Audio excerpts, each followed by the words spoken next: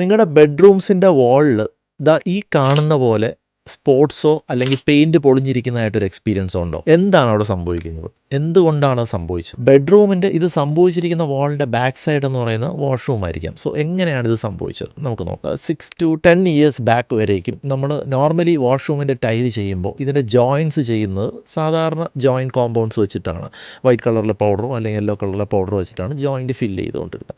So കാലക്രമേണ ഈ joints പൊട്ടുകയും ഇത് ഇളകിപ്പോവുകയും ഇതിനകത്തുകൂടി വാട്ടർ ലീക്ക് സംഭവിക്കുകയും ചെയ്യും. സോ വെള്ളം എന്ന് പറഞ്ഞാൽ നിങ്ങൾക്കറിയാം, ഏതെങ്കിലും ഒരു സോഴ്സ് മതി വെള്ളത്തിന് പുറത്തേക്ക് വരാൻ വേണ്ടി. അത് ചിലപ്പോൾ നിങ്ങളുടെ ഈ ബെഡ്റൂമിലായിരിക്കാം കാണിക്കുന്നത്, ഇല്ലെങ്കിൽ ഇതിൻ്റെ ഓപ്പോസിറ്റ് ടി വി യൂണിറ്റ് വരുന്ന വാളിലായിരിക്കാം കാണിക്കുന്നത്.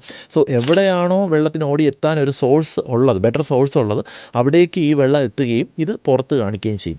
സോ എന്താണ് ചെയ്യേണ്ടത്? നിങ്ങളുടെ വീട് ഓൾമോസ്റ്റ് ഒരു 10 to 6 അല്ലെങ്കിൽ 10 അല്ലെങ്കിൽ 20 to 12 ഇയേഴ്സ് ആയിട്ടുണ്ടെങ്കിൽ നിങ്ങൾ ചെയ്യേണ്ടത് ഒന്നുകിൽ കംപ്ലീറ്റ് ടൈൽ ഇളക്കുക, ടോട്ടൽ ടൈൽ ഇളക്കിയിട്ട് ഇൻറ്റേർണൽ ലീക്ക് ഉണ്ടോ എന്ന് കണ്ടുപിടിക്കുക. പണ്ട് ചെയ്ത പൈപ്പ് ലൈൻസ് ആണ്. സോ ഇൻറ്റേർണൽ എവിടെയെങ്കിലുമൊക്കെ ലീക്ക് ഉണ്ടെങ്കിലും ഇത് സംഭവിക്കാം. രണ്ടാമത് നിങ്ങൾ ടൈൽ ചെയ്യുക, അതിനോടൊപ്പം എല്ലാ ജോയിൻറ്റ്സും എപ്പോക്സി വെച്ച് ചെയ്യുക.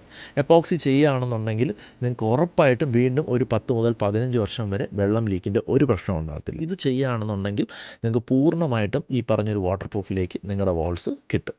ദെൻ രണ്ടാമത്തത്, നിങ്ങൾക്കിപ്പോൾ ഒരു റെനോവേഷൻ ചെയ്യാനുള്ളൊരു കോസ്റ്റ് ഇല്ല.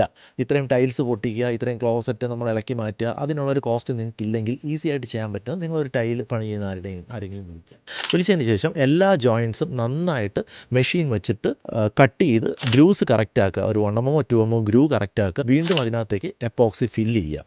ഇത് ചെയ്യുകയാണെന്നുണ്ടെങ്കിൽ കോസ്റ്റ് എഫക്റ്റീവായിട്ട് നമുക്ക് ഈ പറഞ്ഞ മെത്തേഡ് അപ്ലൈ ചെയ്യാൻ പറ്റും.